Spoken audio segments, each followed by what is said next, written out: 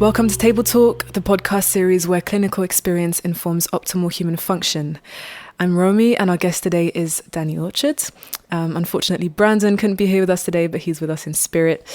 And Danny is an osteopath, course tutor and lecturer in pain science at the UCO and a board member to the Institute of Osteopathy Council. He also founded the Centre for Osteopathic Research and Excellence, aka Core Clapton, in 2017. And we're very excited to have him here with us today on Table Talk to discuss his experiences and how his understanding of pain science enhances his current healthcare practices. So welcome, Danny. Hi, thanks for having me. Thank you for being here. So I was wondering if you could just start us off by talking a little bit about your journey into osteopathy and what drew you to the career. Well, so initially I've been up for about 15 years now. I started at BSO, as it was called back then. I actually went into osteopathy not knowing if I wanted to do medicine or not. But I didn't really like blood or hospitals, so Me neither. I like the idea that osteopathy was a sort of based on anatomy and physiology, and you can help people with your hands, and you didn't need kind of drugs, etc. So I was really sort of pulled in by the sort of theory of it all, but didn't really know what an osteopathy was when I started. I think because of that, I was quite questioning of a lot of things. I know a lot of people have had life-changing experience of osteopathy. People on my course, for example. They just very open to accepting everything, which I think is really good, and part of me is a bit jealous about that. Whereas I'd always kind of like, okay, maybe let's, is there a good theory, is there a good mechanism, is there sort of any evidence for it? But having said that, I'm sure we'll talk about it later, if there's no evidence for something, that doesn't mean you stop, you just keep looking. So I actually did a degree in anatomy and physiology before that, so I'd done my first degree in Leeds University, which is kind of like medicine, but slightly slower pace, which is great because it was a great social life there. So I came into osteopathy already having an anatomy and physiology background, which is really useful. Although I think, in retrospect, a psychology degree would have been better. But yeah, so I did 4 years here, graduated, got a brilliant job in Suffolk in Stowmarket Osteopaths, where my ex-teacher Tim Oxbrow taught. It's a big practice, and really you get really sort of good mentoring and support from the team there. So I was very lucky to go straight into another learning establishment. I spent 5 years there, and then moved to Cambridge and set up my own practice, and which was in a GP surgery. So that was kind of the next 5 years of my life, was working close to GPs and seeing how, as much as we got on personally, as much as they kind of valued what we did, they didn't refer many patients, and it was ultimately came down to funding. They said they felt uncomfortable telling people to go and see us when they had to pay. While I was there, and as part of Cambridge Osteopathic Group, we did a research project, and we asked all the GPs in Cambridgeshire, so it's a huge area, and we got about 48% response from it. It was pretty big, and a third of them would say they love osteopathy, really helps kind of save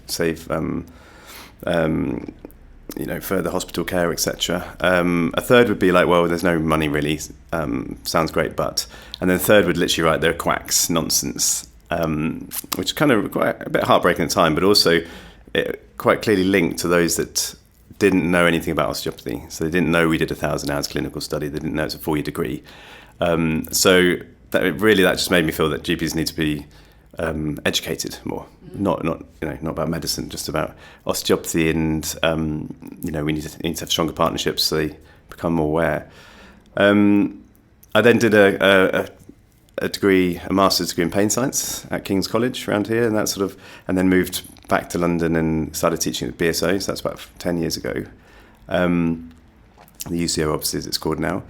And that was fascinating. That gave me another sort of a rejuvenation of my interest, and it really helped answer some of the questions, I think, that were left hanging over for me as a student. Things that we were told that kind of didn't quite work, didn't make sense, and the sort of pain science opened a few doors to that and made much more sense about why people suddenly get better spontaneously for no reason. Other times they don't get better, and the more I explored it, the bigger an area it seemed.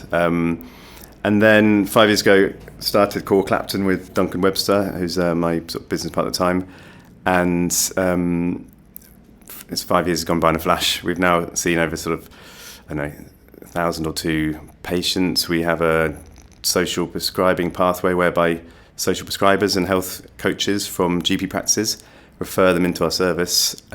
We give them 6 sessions for free, and we do before and after patient-reported outcome measures, and we do PREMs as well, the experience measures, and we compare the two to see how much they change, and then we do videos and testimonials on more of a sort of qualitative aspect, and we look and see how the quality of life has changed, and it's really fascinating. And if you go onto our Instagram account at Core Clapton, you'll see we call them Humans of Core Clapton, and they're basically just videos of these people saying how osteopathy has kind of changed their life, and they're really profound sort of videos, because these people have been going around in circles for 5-10 years. They've seen everyone, physiotherapy, pain clinics, and there's something about coming to see us worked for them, and it kind of, some people got better really instantly, other people actually objectively there's no change, but they just feel so much better. And being able to compare the PROMs, the objective stuff like pain scores, function scores, with the PREMs for what they're saying, and also what the practitioners thinks has happened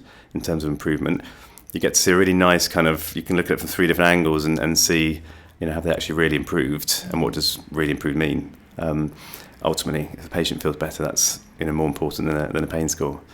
Absolutely, that's fascinating. We're going to come back to that in a bit. Thank you for giving us such a broad overview. As you guys can hear, Danny has his fingers in many pies. Coming back to your interest in pain science, I was wondering, before we start getting a bit deeper into that, if you could just talk about how you would define pain science and how it sets you apart from other clinicians, your understanding of it.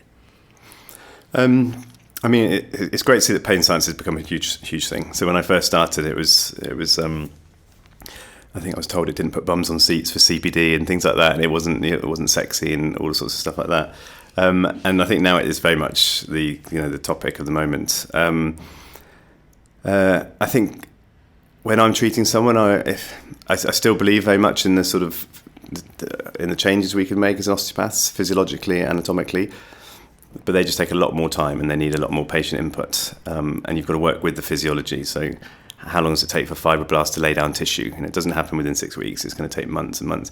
So any changes we see that happen quickly are going to be more to do with the neurophysiology, which will be from the hands-on treatment, and the input that's going into the body to what the patient expects, their beliefs, placebo, if to use a sort of dirty term, but a better term would be like non-specifics of care. That really helps to sort of lower that descending facilitation that sort of turns the volume up and makes things more painful. And the education, the understanding, the empathy, all that stuff we do. So I see all of that as part of osteopathic practice. And I don't think that's new. I think that's been there for 100 odd years. It has different terms, biopsychosocial model now, but before then it was just the sort of social spheres and the religious spheres and the sort of psychological, etc. So yeah, I don't think I treat very differently. It's just maybe when, for a more structured osteopath, when my hands with the sort of hand work I'm doing, the hands-on work, I'll be thinking about how it's maybe neutralizing unhelpful signals in the spinal cord, and how it's desensitizing tissue, how it might be changing the maps in their brain to make that body part more acceptable to them as a person and improving their sense of self. So it kind of gets quite philosophical in talking about embodiment and things like that. So it's slightly different, and stuff that I think we should be looking into and doing much more research into it, especially like the phenomenology of what it's like for a patient to experience osteopathy and change. And that's something actually we're looking at Core Clapton now. But I think for an observer, I'm still clicking and cracking, I'm still rubbing, I'm still giving them exercise. I'm using my hands a lot to palpate, and not necessarily just the tone of the muscle, but palpating how that person's responding to the conversation, whether it's asking them to do a movement, whether it's them telling me about their life, and how, I guess, their soma, their somatic, body is linked with their psychology and their beliefs and what they do. So I think personally, the hands-on for me is essential. But it's not necessarily about putting things back in place or that sort of stuff. And so pain science is really a blend of neurophysiological knowledge, but also philosophy and psychology then, in a way. Yeah, and I've never come across, from doing pain science now for like 10, 12 years, I've never seen it in any way challenging to what we do as osteopaths. I know initially people sort of, especially if people believe a bit more in, the ability to determine a facet or a disc, which, sometimes you do need to know. But a lot of time it's irrelevant and the scans are irrelevant. And so in that sense, it just gave me another understanding of why they could be in such pain, or why this antalgic posture could have come back out of nowhere and it's real pain and they're in agony and their muscles are spasming. But then it goes away after 2 weeks, and that's way too quick for a fresh discal tear. So that idea of central sensitization, all that sort of stuff, really helped explain that. Whereas I know a lot of people initially, and a lot of my colleagues, would feel a little bit challenged by it, I think, because they've been doing something for 10, 15 years, and it seemed to contradict what they were doing. Whereas thankfully I had the time here, being not just a lecturer but a clinic tutor for a while, and part of the Cambridge group and part of the North East London area now. So I've been able to do lots of talks to different people, and generally by the end of it everyone's really open and really accepting, because it's just giving another layer of information.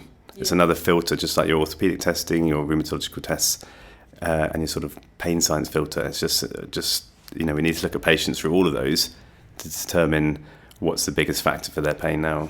Absolutely.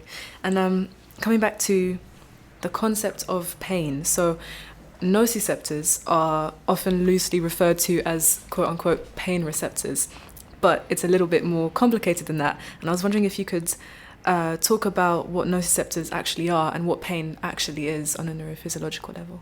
Okay, that's a huge question, by the way, and I'm sure people listen to this and want to challenge it. But at a basic level, nociceptor is just a physiological receptor that detects noxious stimulus. So noxious is high threshold that's potentially damaging, that would otherwise be a cut or a bruising pressure or a burning temperature. So anything that's not just innocuous or normally pain-free. And so those nociceptors are specialised to only detect that high threshold input, and then they send that signal to the spinal cord, up to the brain. And if the brain at that moment in time deems it to be relevant and important, then it will, when I say the brain, I mean like the deep brain, the lizard brain, the limbic system, the thalamus, all those areas that kind of signals go through first before it gets to our conscious awareness. And then only if it's deemed a threat to the person, to the organism, will there be a response. And then that response will be to feel pain, which will then make you kind of withdraw, stop doing what you're doing, run away from something, etc. But it's just one of many outputs, which include the motor system running away, the sympathetic nervous system, increase the heart rate, etc., hormonal changes, etc. So it's just an output of the body to avoid danger and potential damage, I guess. So pain is very much an output, an expression, an emotion. It's a state of being. It's not a signal from the tissues. It's an accumulation of.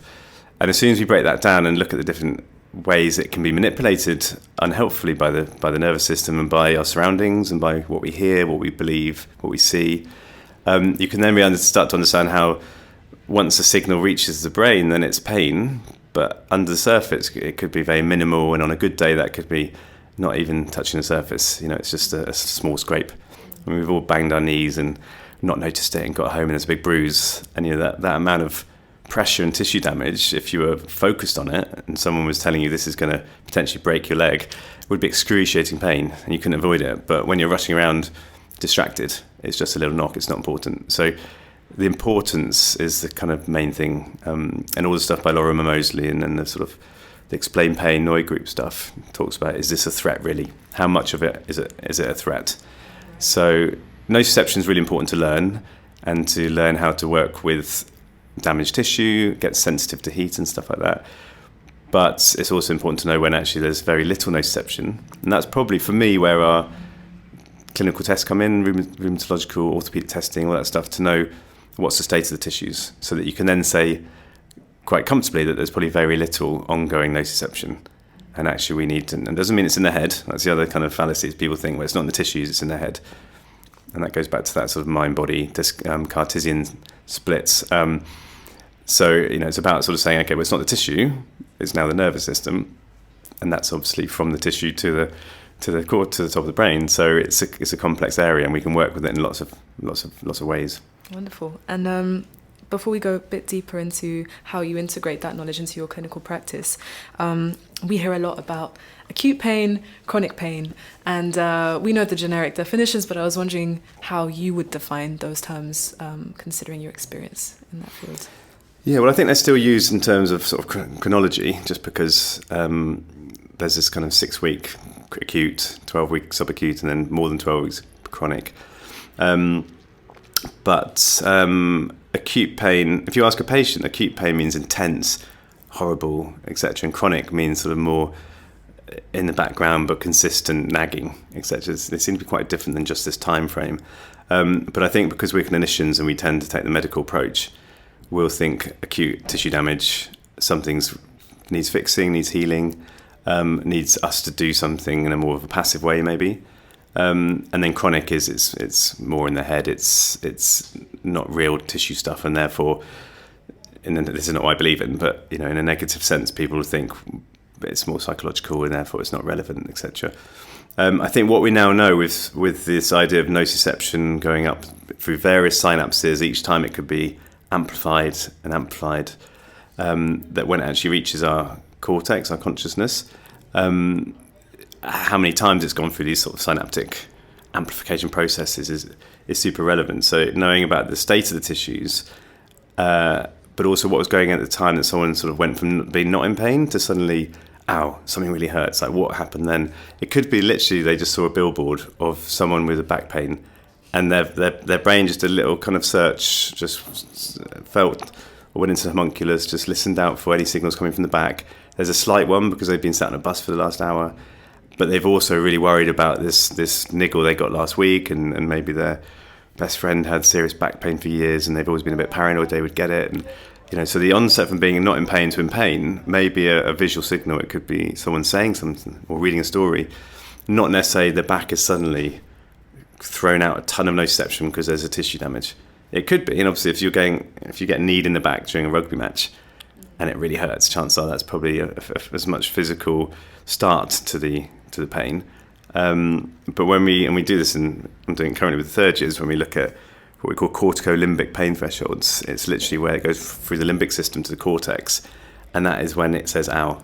And looking at why that happens, nociception, tissue damage is just one small part of that complex puzzle.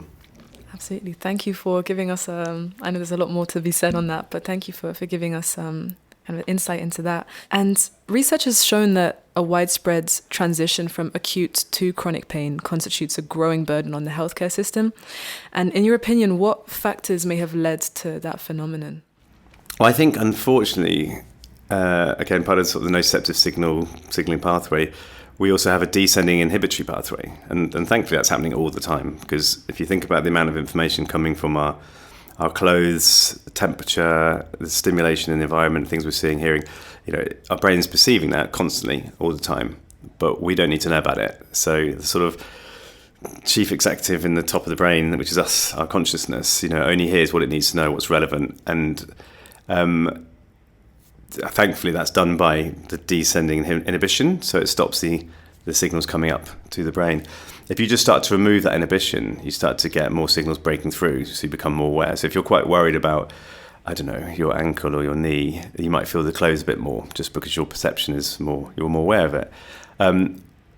Every time you have a significant pain episode, it sort of temporarily reduces that inhibitory event, so you're unable to block out that signal as much. And it might not be nociceptive signal, it might just be awareness of that area.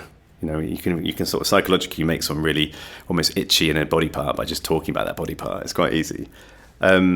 So I think as time goes on and the more pain events we have, the more it kind of erodes the ability for our nervous system to inhibit normal everyday pain, or nociception, sorry. And then this starts to kind of become embedded and ingrained in our nervous system. So it's quite common to get back pain. Then you start to get migraines. And they could have been two separate things, but if one doesn't quite get managed properly, then the next one comes along, adds to it. And by the time they got 3 or 4 things, they might get termed fibromyalgia or, widespread myofascial pain or complex syndromes of some sort, which are very valid. A completely different conversation there, but they're very valid for someone who has no diagnosis. They need a label, but also it's then quite hard to undo that. So I think that more people are becoming diagnosed with chronic pain because we're asking more, for sure, but also the accumulation of these different events, plus the sort of the psychological stuff. So everyday work stress, the noises, the gaming, the dopamine injection from phones, this all going to be sort of stimulating in a negative sense, which is not going to help. And then if you look at sort of different groups of people, so for example, women experience pain about 3 times as much as men. There's lots of theories for why that is, whether it's a failure to understand what they're going through from sort of first menstrual cycle to everyday life and that everyday stress they have, to actual hormonal changes which may affect their nervous system. It's still very much theoretical, but there's lots of very solid theories for why. Plus they only have research in male rats and stuff, so they don't really look at female gender as I guess what's happening physiologically as much. So they're starting to now, which is brilliant. But 10 years ago, literally, they only ever used male mice and male rats to do stuff. I mean, it's crazy. That's 50% of the data, basically. I know. And so when you have patients coming in with chronic pain to Core Clapton, for example, or just in general, what kind of methods do you use to help manage them? You were talking about how Core has quite integrative approach. So how do you go about helping them? I mean, some of the patients we see on this social prescriber pathway, they've been around the neighbourhood, as it were. They're often referred as frequent returners in the GP practices, just because there's lots of different stuff going on with them, and generally there's no obvious biomedical finding, or they do have ongoing health conditions, other conditions, other health needs. But on top of that, there's lots of chronic pain, fatigue, depression, anxiety, and stuff like that. So when and they've had pain for years and years. So I guess we're just taking a step back. When you say chronic pain, that is just 3 months worth of pain. So a chronic pain patient could be someone who's just at the tail end of their acute pain getting better, and they'll be better in a week's time. They could be intermittent. People have intermittent flare-ups of something, so it's kind of chronic, but it's not there all the time. So a migraineur who has pain every other day is a chronic migraine, but every other day they're also pain-free, so it doesn't have to be constant pain. So you have to kind of try and work out lots of different things, like is there a mechanical angle to their pain? Like, does it hurt when they do something, when they bend, when they move, etc.? Is it just constant pain? It doesn't change at all? Is it affecting their sleep, etc.? Assuming we're ruling out all the red flags and stuff like that.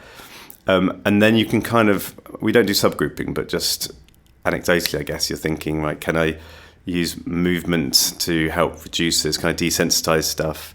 If it's just constant pain and nothing affects it, literally no movements make it worse or better, then it's going to be probably much more along the lines of the OsteoMAP type stuff, the ACT therapy and mindfulness and being more bodily aware, which we'll kind of put in for everything. But above all of that, for everyone, we'll be looking at goal setting, their beliefs, expectations, what they want to get out of it. And in this referral pathway I was talking about, we only have 6 sessions, which is not much, but we just try and see what can we change in those 6 sessions in the space of 3 months. And it may just be a belief that gives them hope that they can actually do something about it, or better understanding. And then over the next 5 years, they'll just find a better place for themselves. So sometimes it's about changing our expectations of what a successful outcome for a chronic pain patient is. Yeah, and sometimes a manual therapist's effect can just be changing that belief. And I guess that comes back to you mentioning placebos earlier. Is that kind of placebo effect, do you think? Yeah, I mean, placebo is just a dirty word, sadly, because it's based on that, blue pill on a red pill, and there's no active ingredient, whereas you can't really do anything without an active ingredient. Now we know so much about the the nervous system and these sort of descending pain pathways, etc. You can tell someone a placebo. You can tell someone that this is a placebo treatment, and they can still have a placebo effect. So it's not about tricking them at all. And the more you strip it down, it looks like that what you're doing is saying, what I'm going to do to you is something that's completely safe because there's nothing too dangerous going on. And that's giving them the, education and understanding that their body is safer than they think, there's less danger. So it's kind of going back to that, removing the threat. So I think what we're doing, whether it's with our hands, so it doesn't have to be vocal, it could be, just showing them it moves, taking them to a position that they hadn't been to before, and that gives them the belief. So passive, I think, treatment's really important as a staged part of their management, not passive every week for a long time. We know that doesn't work. But initially, especially if they're really guarded and scared to use it, then doing hands-on treatment just to show them it's safe, and then doing active exercise to show them that they can continue it themselves. And I think more along those lines than the strengthening of muscles and the physiological changes. I also think of it like a car that's got you've got the foot on the brake while you're trying to push the accelerator, and it's not going to go anywhere. So you could push the accelerator more and try and build up a muscle, but if you just take the foot off the brake, which is removing the pain somehow, then the nervous system kicks back into place, muscles will build up and strengthen as they need to. Thank you for that. That's really, really interesting. And you mentioned OsteoMAP briefly. You practice mindfulness, right? Personally? Yes. Yeah. Yes, you do. And so working in healthcare means that you're constantly communicating with individuals who are in a considerable amount of pain or distress. And considering that you practice mindfulness, how do you integrate this into your osteopathic approach and practice? That's a good question. I mean, sometimes, I think to start off with the practitioner, you have to be fairly grounded. So whenever my head's busy with something else to do with like running the charity or some deadline, you're not there with the patient and your hands aren't really palpating at the proper level, and the patient can feel it, I think. So you have to really be there in the moment and mindful about what you're doing as a practitioner. I then think to try and encourage people to use mindfulness is really important. However, a lot of people aren't ready for that, and it may be just someone who is super active, rushing around, and doesn't really have time to sit and reflect, and they say it's boring. Generally, they're the sort of people that probably need it more than anyone. But even someone who's got constant daily chronic pain and they've had it for years, I have patients who they'll join sort of Buddhist ceremonies and go to Nepal and stuff like that. But when they do mindfulness, they can't really go towards their body part because it's too painful. So they're shutting it off, a bit like sort of putting their hands over their ears and just going la la la la la. So, and they're the sort of people that they're not doing it properly, and they're actually avoiding that, and they need to learn to sit with that body part, to accept it, which is kind of the base of ACT therapy, acceptance commitment therapy, and how Lorraine Nanke and Hilary Abbey sort of took the OsteoMAP to use hands-on and sort of balancing the tissues with the patient there and removing that threat from it. But it's not easy. You need a lot of time. You need a lot of practice. And also, the more people that start to use pain science, pain education, and ACT therapy and CBT, the more chance the patient has had someone do it beforehand.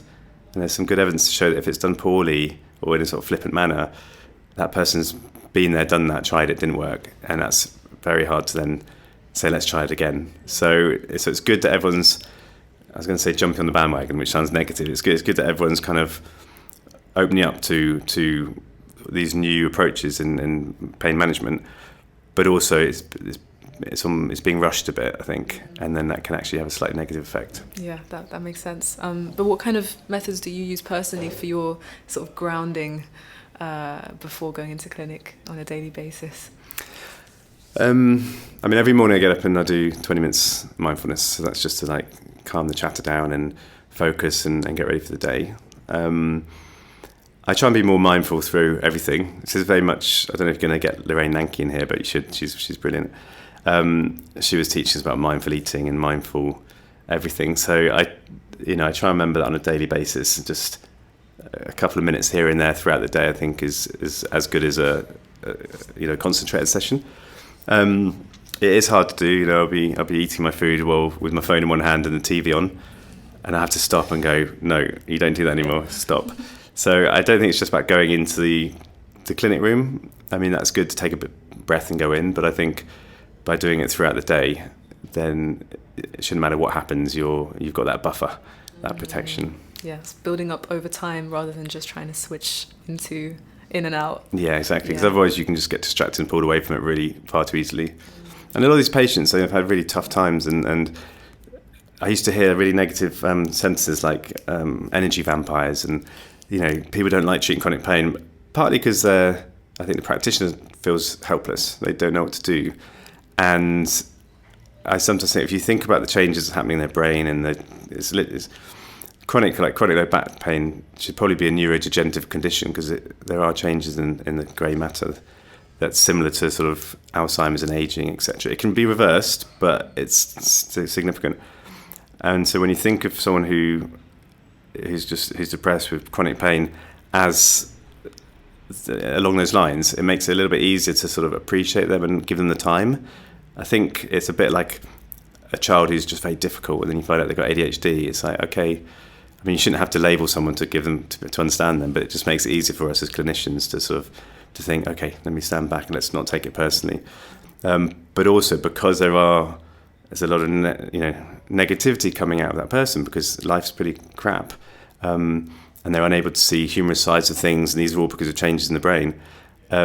You have to take that and not take it on board. You have to take it, deflect it, and just pass it out to whatever channels you can, but not absorb it. Yeah, and I think that's where mindfulness is really helpful.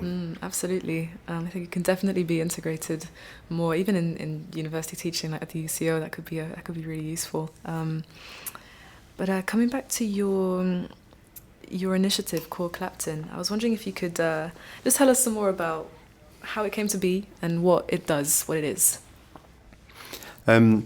So I guess for some years, when I was a clinic tutor here, and just before as an osteopath, constantly being told by the medical profession that there's no evidence for osteopathy, and despite all the colleges doing a great job graduating students and stuff, there's no postgraduate clinics that are doing any research, because undergrads, we're trying to make them safe, not necessarily effective, and 4 years is not enough to do that.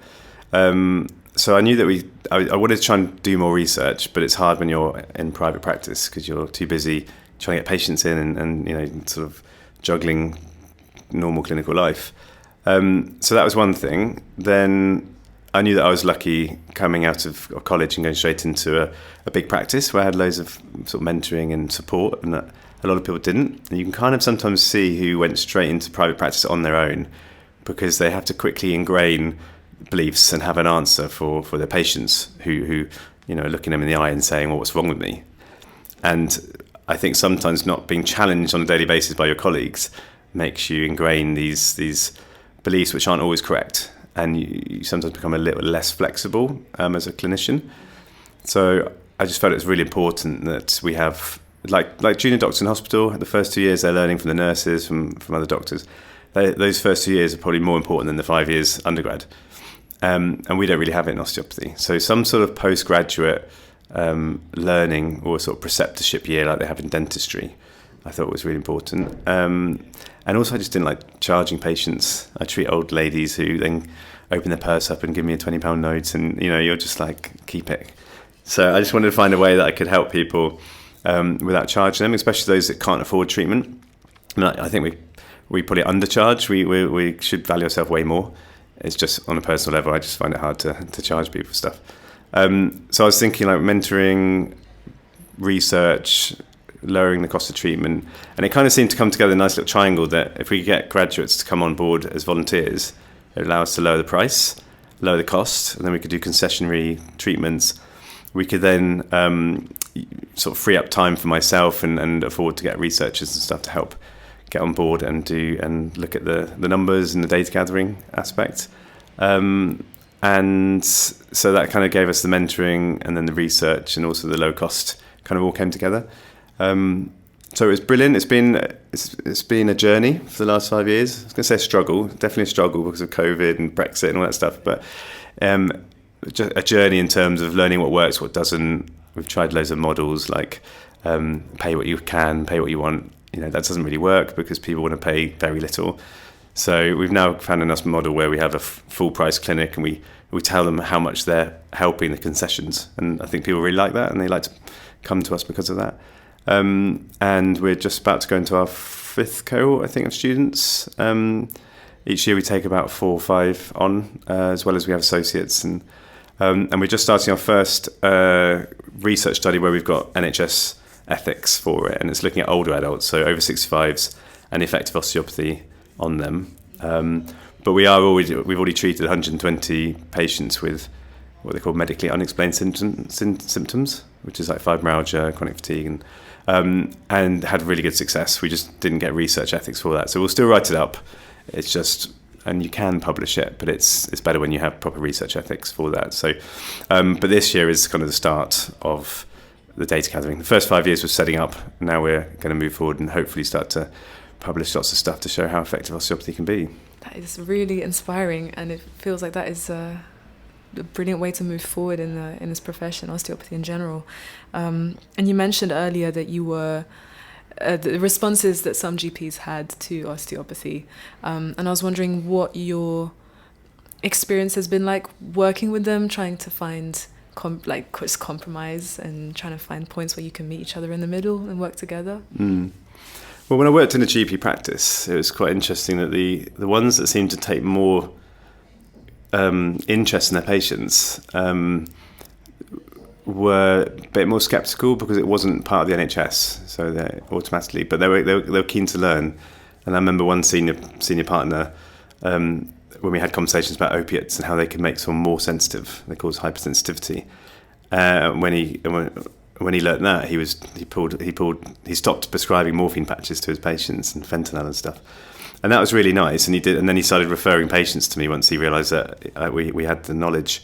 Whereas the ones that referred a lot of patients, they didn't want to know anything about why or how. They're just, as long as you're getting them better, that's all they care about. So that was more, I think, the trick there for me was just becoming friends with them, like them knowing you as a person. It wasn't about selling osteopathy or trying to promote something, because they don't really know much about us. They don't really want to know. But if the feedback is good and they're getting better, then that's all they sort of care about. This is one group, and this is 10 years ago.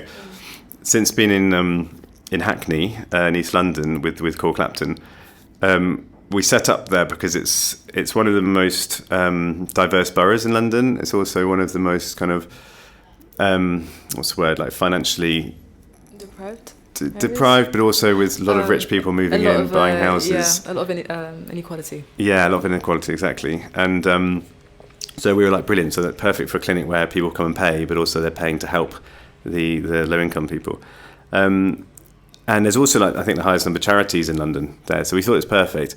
However, we turned up and found out that osteopathy was on this procedures of limited clinical value list, which I'd never heard of before. All GP practices, or CCGs, the clinical commissioning groups, have this list, and it will have everything from grommets for the holes that they put in children's ear for glue ear. So there's very little clinical evidence to show that helps long term. So that's on this procedures of limited clinical value. Homeopathy was there, and osteopathy was below homeopathy, both of which are professions, not procedures. But even so, like, there has been some evidence to show that homeopathic pills don't necessarily work, where there's no evidence to show osteopathy doesn't work. There's as much evidence for osteopathy as there is physiotherapy. It's just no one's asking the physiotherapists to prove their worth. So we had to then go and canvass 7 CCGs in the northeast of London, which took like a good year and a half, going to these meetings and literally standing up and saying, I'm sorry, but this is unfair, and we exist. Yeah, you need to retract this. And generally they were accepting, some less so, and then eventually they removed us from that, and we went on to an infrequently funded list, which is a bit of a sideways move, but we're no longer sort of, there's no negative connotation of this, limited value thing. And I don't know if that's been the catalyst to things opening up for us, because at the same time, social prescribers became a thing.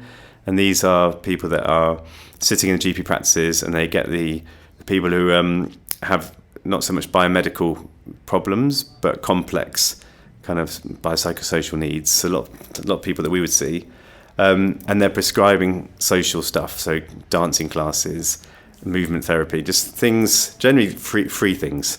So they're paid by the council, by the government and the NHS to find free activities for them to do, which is great and seems to work. And we got on that by offering a free service. So we're still trying to work out how we can get that funded, because I think it's very valuable, but we need to prove the outcome first. So that kind of happened at the same time. So now, from the first couple of years where we were constantly reaching out to GPs asking, can we give you a talk about osteopathy? Can we come and tell you about our charitable enterprise? And literally receiving nothing, no email exchange, no letters back, anything, to them approaching us now and saying, can you give a talk to our health coaches? Can you give a talk about osteopathy, or can you give a talk about pain science? They're really interested in pain science. So it's lovely that it's sort of, we turned this corner, and now people not only know about us, but they're keen to work with us. So I think that's just about being in the same place for 5 years. You can't just land on a doorstep and shout about something. Yeah, I'm surprised though. I thought osteopathy was more recognised within the medical profession. I know that a lot of laypersons don't really know what osteopathy is. Most people that I talk to, I tell them what I do for what I study. They have no idea what it is, which is very surprising. But thank you on behalf of all the students here for doing that, because you're opening up a path for all of us coming into that profession, and hopefully we'll be able to follow in your footsteps a little bit and make osteopathy more accessible for everyone who needs it. And coming back to your... so I was just going to add to that, in case anyone is trying to set up a practice. It's each CCG, or it used to be PCT, Primary Care Trust, is very different, and they have their own list. So in the southern boroughs of London, and some of the north ones like Camden, very pro-osteopathy, and they have osteopaths, like the BCom has, or used to have a pathway by GPs referred into it. I think in some of the hospital trusts in the south of London, there's more osteopaths now than there are physiotherapists. So it is changing. It is very much changing, but unfortunately there's pockets of CCGs, and it depends who's like the senior chairperson and what their background. Quite often they're consultant physiotherapists, and they've been taught by their colleagues and their consultants that osteopathy was, quackery or something, and unfortunately that's stuck with them. So things are changing. If you are setting up a clinic, check the procedures of limited clinical value before you move into an area. Yeah, that's really wise advice. Yeah, I had no idea that existed either. So thank you for bringing that up. You actually mentioned earlier about how osteopaths, chiropractors, physiotherapists are kind of slowly being merged into one sort of musculoskeletal profession. And I just wanted to ask you how you felt about that, and also what you think osteopathy is. It's quite hard to define, but how would you differentiate it from those other professions? It's a great question. It's something we've been trying to reflect on and resolve for as long as I've been working here, and as part of my remit on the IO. First of all, I think it's important to say that it's quite often there's more similarity between an osteo and a certain individual osteopath and physiotherapist than there are between two physios and two osteos. So it is hard to separate, but I think as a whole, and if you ask patients, the general feedback is we do more hands-on, we do take our time more with the patients, both listening but also with the manual treatment. Personally, I think the idea of listening to the tissues, the feedback from the tissues, I don't necessarily mean that in a sort of cranial sense, or absolutely nothing against any of these different techniques, but just more in the nervous system is aware of itself and the space it takes up in space, and therefore putting hands on and working with the tissues and how the nervous system is altering those. I think you need to do hands on to feel that, the palpation. Whereas if you're using, for example, a chiropractic tool to break the fascia down, like, we're not really breaking fascia down, we know that. What we're doing is changing the input to then hopefully change the output, and therefore I want to have my hands on that tissue to feel what change might occur. So I think hands-on, touch, listening to the tissues, all these terms which can sometimes seem a bit ethereal, I think the more, maybe just the older I get, but the more I reflect, and I feel they mean quite a lot, and I think they do exemplarize, is that a word I've just made up? It's okay, we understand you. Osteopathy. And just being a bit more holistic. I know everyone's becoming like that. I think you might hear the sort of slightly negative response in that, there's no different, physiotherapists are now holistic, etc., which is great. But I would argue that a lot of these professions have taken from osteopathy to get where they are now, whether it's a spinal manipulation, whether it's a holistic approach, etc. And that may seem, egotistical as an osteopath, but everything from viscerosomatic reflexes, that's huge in the gastroenterology literature now. This was all from Denslow and Core in the 1950s, and before that with osteopaths. It's just for some reason we aren't really referenced in some of the modern day journals. The idea of central sensitization was on the back of facilitation, which is again an osteopathic concept. So I think osteopaths were there historically way before anyone else. We were just doing it on our own, and we weren't really writing about it as much as we could have. And then slowly it's been absorbed by other professions.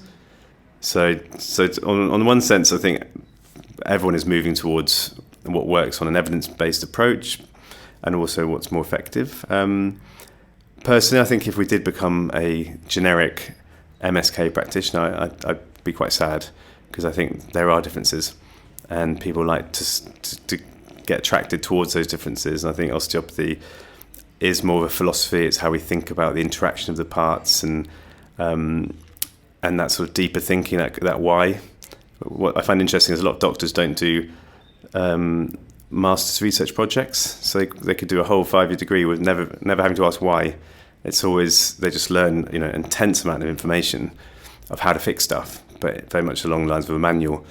Obviously, if you go to Oxford and Cambridge, they do a dissertation as well, but we ask why a lot, and sometimes that would mean we might not be great in A&E, because we'd be there wondering why this is happening, or what's the best approach. But I do think philosophically that gives us the ability to look beyond the problem. And you mentioned this whole importance of hands-on therapy. It can come across as slightly esoteric, not very reliable, but just we learned recently that mechanical stimulus can reduce pain by overriding signals conveyed by nociceptors, and this can relate to the power of touch in treatment as well, I guess, right? Yeah, absolutely. And we're still uncovering more and more information about how this might be, whether it's the gentle touch on these C tactile fibres, or whether it's a slightly painful touch that's like the sort of new pain is overriding the old pain.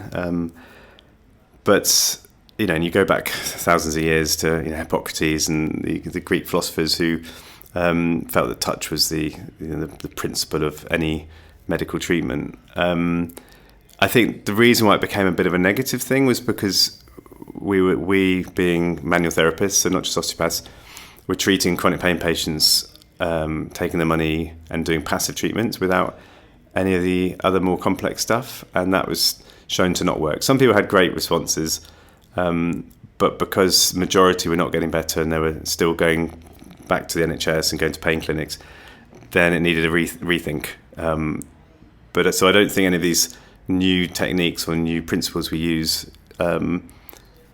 clash with what we've always done. It's just need to do it in a certain format.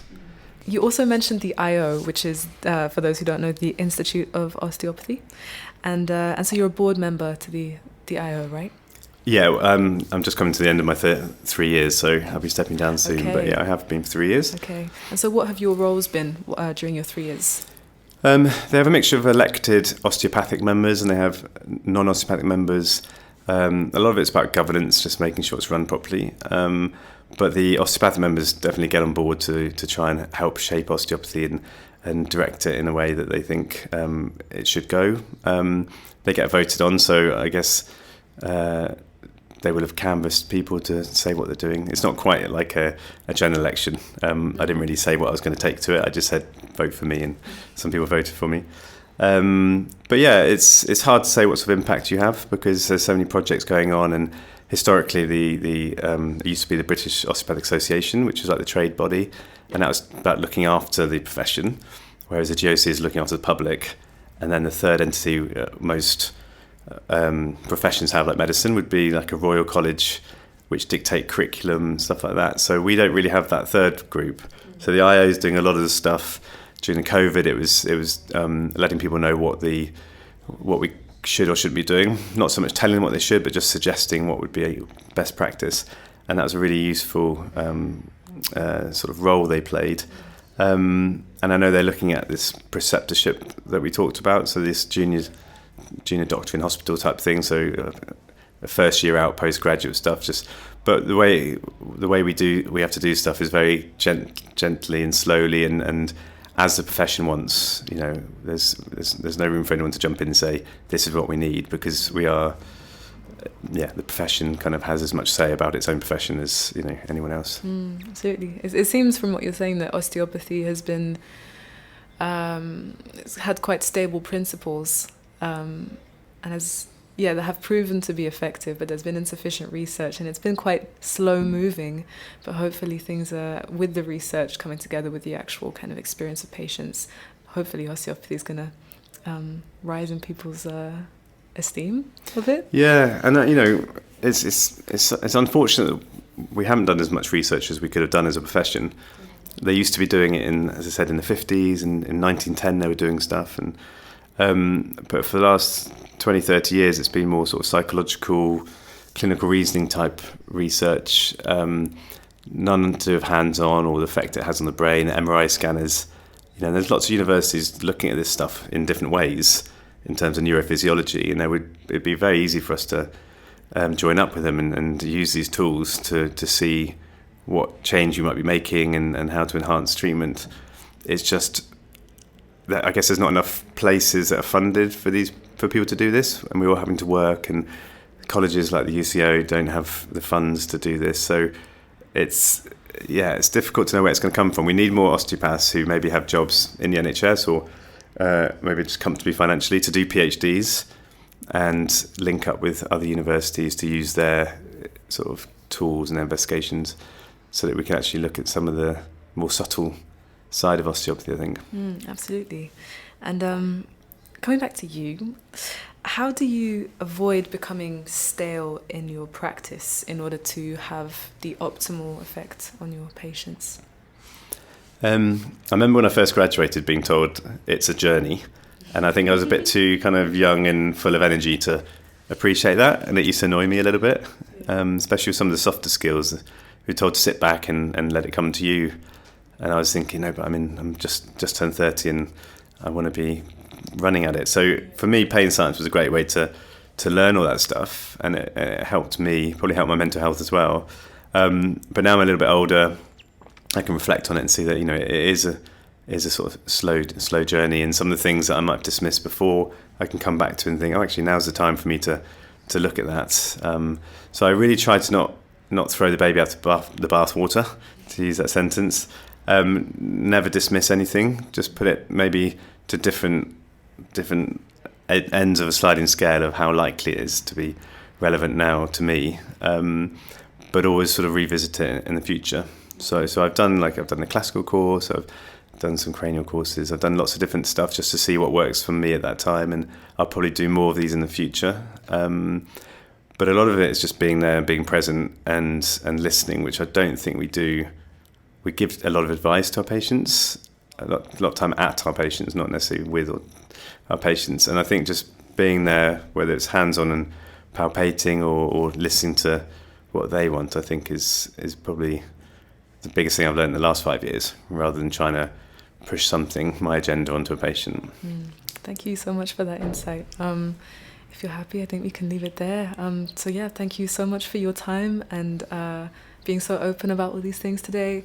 You've given us a lot of food for thought, and obviously we've just skimmed the surface of a lot of subjects, but just thank you so much for today. And we'd also like to just invite you to plug any people, or maybe where we can find you, or Core Clapton. You mentioned the Instagram. You can just go ahead and tell us where we can find you. Yeah, so check out our website. It's Core Clapton, CoreClapton.org. But our Instagram account is nice, and if you're an osteopath, then you can see our Humans of Core Clapton, which is our sort of monthly story about a patient with complex pain who's found support some way with us. So it should be quite nice for students to sort of see what they can achieve. But other than that, I would just encourage everyone to get involved in the profession. The IO has new council members joining every sort of year or two, and it's really important that people who've got a voice push their voice rather than not joining these bodies and just sitting back. And I'd like to see a profession where there's less groups arguing, or at least arguing in an open room to each other, and not behind closed doors. So I think just if you're political in any way, get involved, because we need more people to be like that. Absolutely. Thank you so much. Lastly, we'd like to thank the UCO for allowing us to record on their premises, and we will see you on the next episode of Table Talk.